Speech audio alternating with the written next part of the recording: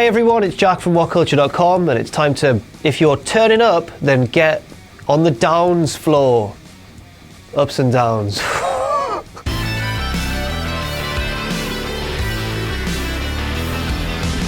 First, we start off with an up because, as Bob Backlund promised, Darren Young is great again. Now, I've seen a lot of people online say this was a bad match and all the rest of it because it wasn't the most star-studded battle royal you could possibly imagine. However, I quite liked the finish. It portrayed Darren as a sympathetic babyface. I very much doubt he's going to beat The Miz at Battleground for the Intercontinental Championship, but he certainly gets him back on the radar in the main roster. So, quite pleased with that. It would have been nice to see him get the final elimination, but I'm not too bothered about that. It gives him a sense of character again, so that's definitely an up. Next, we go over to the US title scene, and I'm afraid this one's a down because we had Zack Ryder v Sheamus. Zack's, I think, the #1 contender for Rusev's US Championship, and he lost clean to the Irishman, and then Rusev came out and beat him down after that and accepted his challenge. It's really not the way to make Zack look like a strong contender. They've still got a couple of weeks to work with though, so hopefully they can build him up and they can have a good match. But again, I don't think Rusev will be dropping the belt at Battleground. That one's a down for now.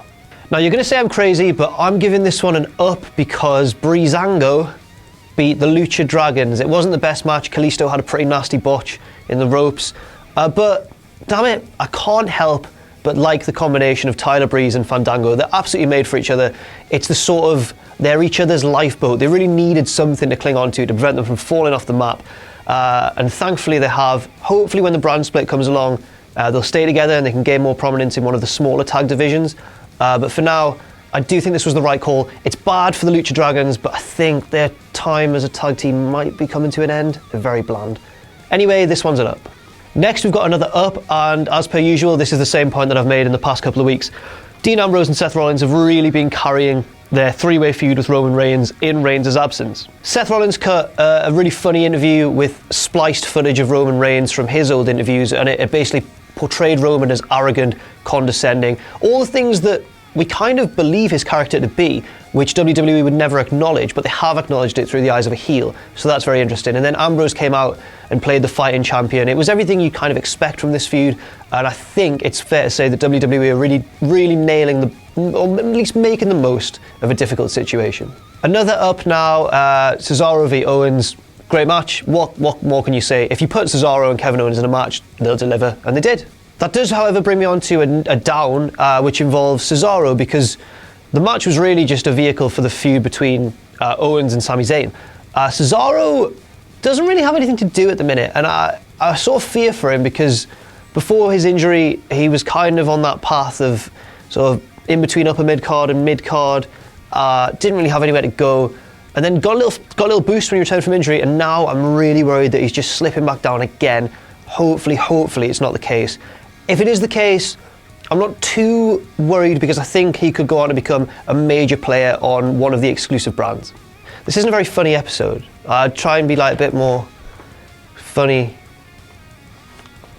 Hey, gonna be funny now? No, I'm not, I'm sorry. It's another down, Heath Slater v Titus O'Neil. Ugh, it was a bit of a nothing match, wasn't it really?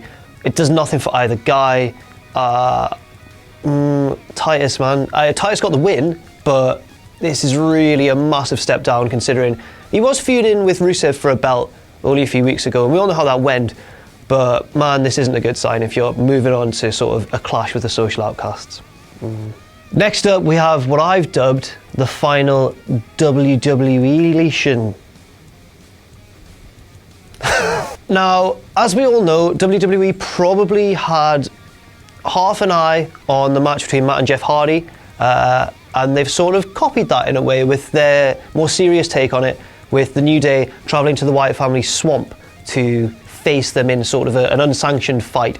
And it was done a lot more professionally and a lot more tightly than TNA did it. But I'm still going to give it a down because it's kind of ill-fitting with the world WWE have created. If this segment had aired in Lucha Underground, it would have made perfect sense because we already know that their backstage segments are ridiculous, choreographed, almost like an action movie. WWE's backstage segments are more true to what they represent in the ring, and this really wasn't. This really broke the mold. Too much for me, I'll say that. I don't think it's ruined the storyline or anything. I just think it's a strange one. It'll be looked back on as an oddity, and I'm afraid for me, call me unimaginative or boring or whatever you want to For me, it's a down. Next up, we go from sort of ridiculous and over the top to kind of the disappointing and mundane. This was just a way to move on the feud between Enzo, Cass, Cena and the club. Enzo and Cass had a match with the club. AJ interfered. Before the match, AJ had said, Cena's not going to show up, he doesn't care about you. And then guess what? Guess who showed up? John Cena showed up. What a great guy. He flew all the way from, I think, LA to Michigan to be there. So, good guy John strikes again. It's a down. Now we move on to the main event of Raw, Sasha Banks v Dana Brooke. That sounds a bit weird, obviously because the real main event was a McMahon segment, as it always should be. And Dana, this was a step too far for her. She's still very green, very inexperienced. I believe that Sasha could deliver a main event caliber match as long as she was paired with a woman of sort of equal or, you know, in the same ballpark. Dana, as we know, as much as she tries and has to be commended for that, she's not quite the same level. And this was just a step too far, and the match did disappoint. Hopefully, Sasha's eventual match with Charlotte exceeds expectations. That's a down. Now we move on to the final segment, and it looks as though the downs are really defeating the ups at the minute. And I'm afraid we do have another down, because this segment was pure McMahon overload. You know, you had Shane, Stephanie, and Vince all in the ring. And the reason that I'm giving this a down especially is because Vince confirmed what we all suspected, that Raw would be going to one of his children and SmackDown would be going to the other one of his children. They didn't really need to waste a lot of time building this up because they didn't establish any alternatives. They just brought in John Laurinaitis and Teddy Long and Vicky Guerrero for little comedy segments, but we never seriously bought those as a threat. I personally was hoping that Vince would give the job to one of his kids and then the other one would be cut off by someone like Bischoff or Heyman or a big name. Instead, it kind of went the way we all expected. Shane's in control of SmackDown, Stephanie's in control of Raw. Although I will say this, it was the right call to give Shane SmackDown and Stephanie Raw, because SmackDown's always going to be a little bit smaller than Raw. And to really push that up to a sort of similar level to Raw, it was important to give the likeable babyface authority figure that brand. So good shout there. But that does bring me on to my last point. I'm afraid this one's a down as well.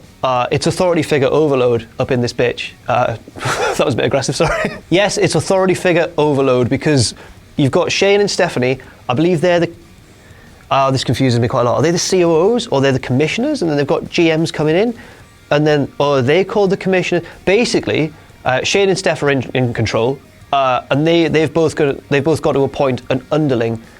We don't know who they're going to be. My personal picks are Steve Blackman and the Yeti, of course. But realistically, I think we might be looking at some of the names we've thrown around have been Triple H, maybe Laurinaitis, although he was one of those comedy figures that they brought in. Could they shock everyone and bring Bischoff back? Could they shock everyone and bring Flair back? I don't really know. But you've got to suspect that Triple H will be somewhere in the mix. So that's all we've got time for this week on Ups and Downs. And I'm afraid, as you can see, this was, on balance, a very poor show. And on balance as well, it was a lot poorer than last week's show, which I don't quite agree with, because that was the Independence Day special and that ran it a lot closer. I think the issue this week was that while the good segments were good, this was really a transition week as we lead up to the pay-per-view, and it was poorly disguised. Not a lot of things progressed maybe as they should have done. Hopefully though, as we near Battleground, the quality of Raw will improve towards the pay-per-view. Yeah, there's not much more I can say. I've been Jack from WhatCulture.com. Be sure to check out Scott Carlson's article on the website as well, because we disagree on some points. You can follow me on Twitter at Jack_the Jobber, and I'll see you soon.